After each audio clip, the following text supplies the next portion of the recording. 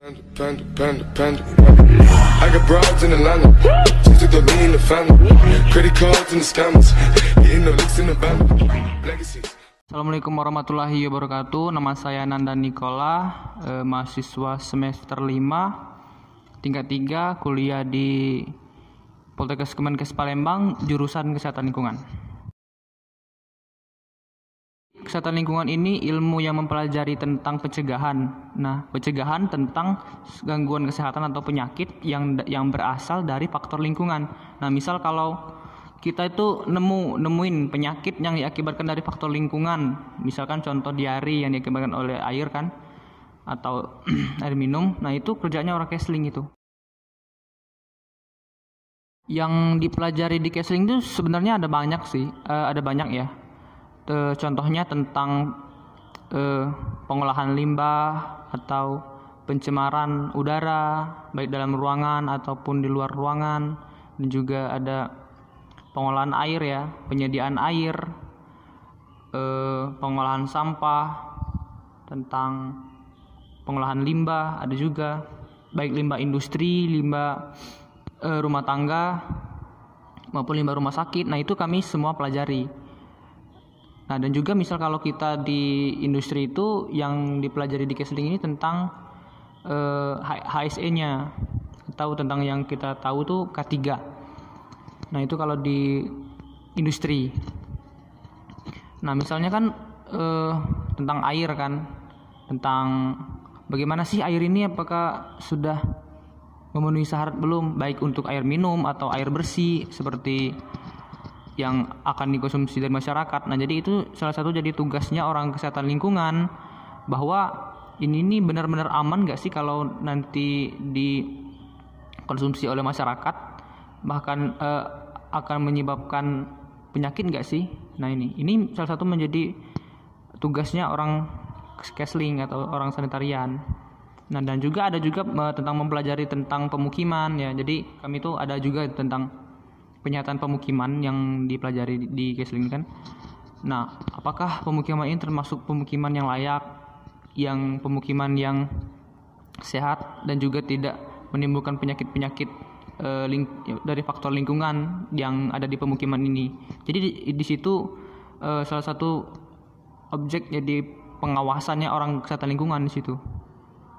Nah, itu salah satu yang dipelajari. Sebenarnya ada banyak sih, ada banyak. Baik misalnya tuh kalau kayak ilmu alam ya, tanah, nah itu dipelajarin. Nah, kalau air itu juga dipelajarin, udara, nah itu juga diperhatiin oleh orang Kesling gitu kan. Saya enggak, api. Kalau lengkap itu sudah ilmu avatar gitu. Ada banyak sekali pekerjaan orang Kesling yang mana ini sangat dibutuhkan oleh masyarakat, karena kan prinsip Kesling ini kan, kesehatan lingkungan ini adalah promotif tentang lebih ke promotif dengan preventif. Nah, jadi kalau promotif itu tentang promosi kesehatan, nah kalau untuk preventif ini tentang pencegahan. Nah, jadi sebuah hal atau apapun tentang penyakit maupun ada yang beresiko, nah kita fokus ke pencegahan itu. Jadi misalkan ada wabah atau ada suatu faktor yang beresiko akan timbul penyakit, nah itu harus dicekal sejak dini oleh orang Kesling gitu. Nah, itu tugasnya.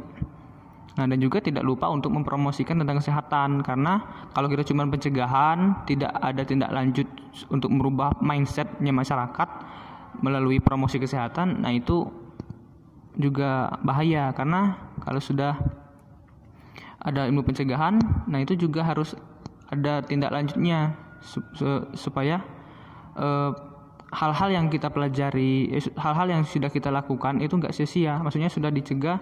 Nah, jadi masyarakat itu sudah paham sendiri tentang apa yang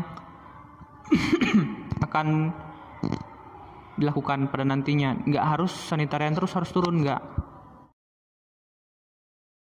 Kalau ditanya enak dengan enggaknya sih, kalau saya sih enak sih jadi anak Kesling, karena anak Kesling ini ilmunya itu sangat berguna sekali di kehidupan sehari-hari. Misalnya kan kita kan pasti di kehidupan di rumah itu ya, pasti ketemu yang dengan namanya air ya. Air pasti itu tentang makanan minuman. Nah, dan juga jadi tentang entomologi atau tentang serangga yang paling sahabatan ini dengan nyamuk ya. Karena di sini kita tuh ada juga untuk pengaplikasian tentang apa yang kita pelajari di bangku kuliah itu dipelajari juga di rumah. Misalkan tentang belajar entomologi tentang serangga. Nah, jadi serangga ini ada tentang nyamuk ya, tentang nyamuk. Nah, nyamuk ini menyebabkan penyakit apa misalnya kan. Nah, itu kita pelajarin dan juga kita terapkan di rumah tentang bagaimana pencegahan hal-hal yang pencegahan penyakit yang diakibatkan oleh nyamuk ini. Contohnya tuh nyamuk Aedes nih menyebabkan penyakit DBD, atau yang malaria disebabkan oleh nyamuk vektor Anopheles kan. Nah, jadi kita tuh sudah antisipasi, ada dapat ilmunya bagaimana cara kita itu mengatur rumah kita itu terbebas dari jentik nyamuk atau nyamuknya itu. Jadi supaya kita tuh sehat. Nah, termasuk dalam makanan dan minuman. Nah, makanan minuman ini kita tuh menilai, oh ini bahaya nggak sih? Ini aman nggak sih untuk tubuh kita di rumah ini yang akan dimakan kan, yang akan kita konsumsikan. Outputnya dari lulusan kesehatan lingkungan ini mau kemana gitu. Nah, ini lulusan kesehatan ini ada banyak sekali tempat pekerjaan ya, karena ini nih salah satu ilmu yang sangat dibutuhkan di masyarakat, karena kita tuh harus mengedepankan ilmu pencegahan. Karena kalau sudah sakit ya diobatin itu sudah terlambat namanya. Nah, makanya kita itu ilmunya tuh lebih fokus ke pencegahan supaya yang sehat itu tetap sehat, dan kalaupun ada yang sakit itu harus sehat dan nggak sakit lagi gitu kan. Nah, kalau pekerjaan-pekerjaan itu ada yang di rumah sakit ya, tapi paling ada juga yang banyak di puskesmas ya, tentang sanitariannya. Puskesmas, kalau di rumah sakit ya ada juga, misal di balai-balai besar, balai BTKL, atau tentang di KKP. Nah, KKP itu kantor kesehatan pelabuhan. Nah, di situ kita tuh tentang inspeksi ya, tentang sanitasi, transportasi, matra misalnya gitu kan. Nah, baik tentang pelabuhan, bandara, ataupun kereta api maupun di terminal. Nah, itu menjadi pengawasan juga, itu menjadi ruang lingkupnya orang Kesling kalau bekerja di KKP misalnya gitu kan. Nah, kalau kita kerja di industri itu di bagian HSE-nya gitu ya, yang saya sebutkan awal tadi, di bagian K3 itu kalau di industri. Tentang pokoknya ada banyak sekali. Dan juga sekarang ini dari pengurus pusat dari Hakli ini juga sudah menggaung-gaungkan tentang program satu desa itu satu sanitarian. Jadi setiap satu desa itu memiliki satu petugas sanitarian. Nah, di situ sangat banyak sekali peluang bagi seorang sanitarian untuk mendapatkan lowongan pekerjaan. Jadi jangan takut buat teman-teman yang kalau sudah lulusan Kesling ini mau kemana, itu jangan takut. Tipe dosen sih ya mungkin umum aja lah, tapi di Kesling ini tipe dosennya itu semuanya kalau menurut saya itu asik. Jadi semuanya itu sangat peduli, baik tentang Kesling atau tentang lingkungan itu sangat peduli sekali gitu kan. Karena ya balik lagi ke awal tadi kan, karena ilmu pencegahan itu lebih diutamakan. Nah, jadi dosen-dosen kami itu ya killer ada juga yang baik ya. Ya itu umum seperti atau guru-guru atau dosen-dosen yang ada di universitas lain atau di jurusan-jurusan lain gitu kan. Itu semuanya ada. Ada banyak sih pengalaman-pengalaman yang tentang saat kuliah tentang kesehatan lingkungan ini. Contohnya tuh pas kami ada PBL ya, praktik belajar lapangan, itu kami tuh malam-malam nangkap nyamuk hidup ya, menggunakan alat aspirator sampai malam-malam. Nah itu pengalaman yang berkesan, cukup berkesan untuk nangkap nyamuk di malam hari menggunakan alat aspirator yang umpannya itu kita sendiri atau teman kita ya.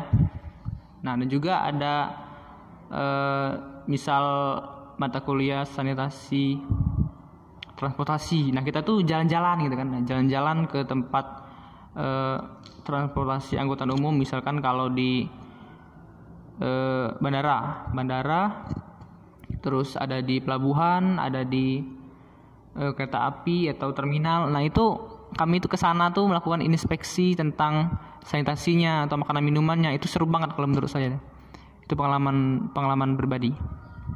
Jadi dan juga ada kalau tentang inspeksi tentang pengolahan air limbah, kita tuh datang ke industri atau datang ke kemana gitu kan, lihat tentang pengolahan limbahnya, mempelajari di situ bagaimana limbah ini tuh sesudah pengolahan kan mereka menghasilkan limbah. Nah nanti ini akan dikeluarkan ke badan air maksudnya itu kan, atau dibuang ke lingkungan. Nah yang menjadi tugas kami itu setelah dibuang ke air ini aman nggak, ini membunuh atau mencemari ekosistem yang ada di air nggak, merusak ekosistem tanah nggak, misalnya gitu kan.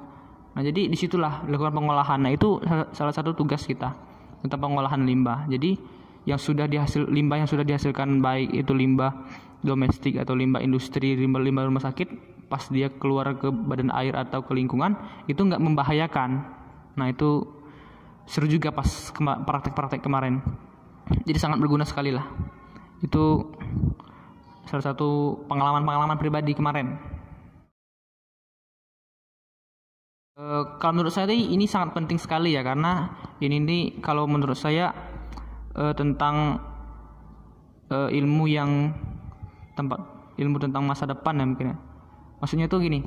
Jadi kita tuh kan pembangunan kan tetap meningkat ya, tentang pembangunan atau apapun itu pasti ada terus. Nah karena kemajuan teknologi itu kita juga memerlukan itu. Nah tetapi kita juga tidak melupakan alam kita, lingkungan kita. Jadi kita tuh harus setara. Pembangunan kita naik berkelanjutan. Nah tetapi kita juga tidak melupakan lingkungan atau alam, karena kita itu hidup berdampingan. Jadi seketika kita tuh mau bangun gedung atau bangun industri, kita melakukan pengamdalan dulu kan. Nah bahwa tentang pengolahan yang akan dibangun ini seberapa pengaruh terhadap lingkungan, dan juga diukur seberapa berbahayanya. Maksudnya tuh mereka nanti limbahnya buang kemana, atau dibuat pengolahan IPAL, jadi supaya pas dia buang ke lingkungan tidak berbahaya. Nah jadi menurut saya itu sangat penting. Dan juga ilmu pencegahan juga itu di nomor satukan. Maksudnya kita tuh jangan sampai kita tuh kalau sudah sakit diobatin, nah itu sudah terlambat. Maksudnya tuh kita tuh harus tetap berupaya untuk melakukan perilaku hidup bersih dan sehat ya, PPHBS, dan juga supaya kita tuh masyarakat itu supaya tidak sakit lagi, baik dari terutama untuk faktor lingkungan ya, supaya tidak ada penyakit atau gangguan kesehatan lain yang diakibatkan oleh faktor lingkungan.